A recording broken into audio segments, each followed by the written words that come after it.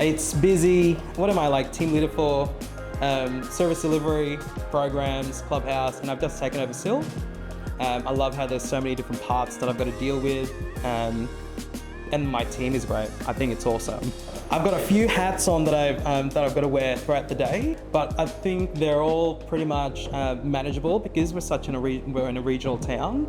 That workload isn't so big yet, and yet I'm working on it to grow each one of those and potentially have team leaders for each one of those hats.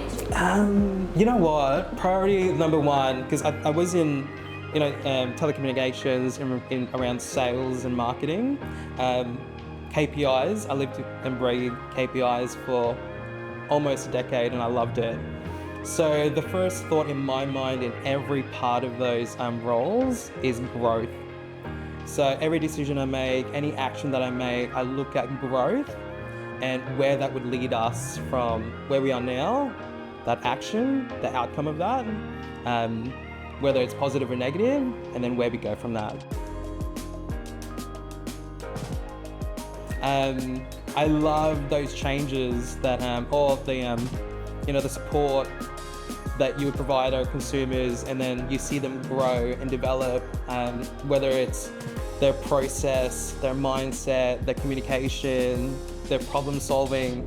It is insanely satisfying seeing them actually do that without them noticing it, and then you actually have to let them know, hey, well done, that is awesome, you actually figured that out on your own.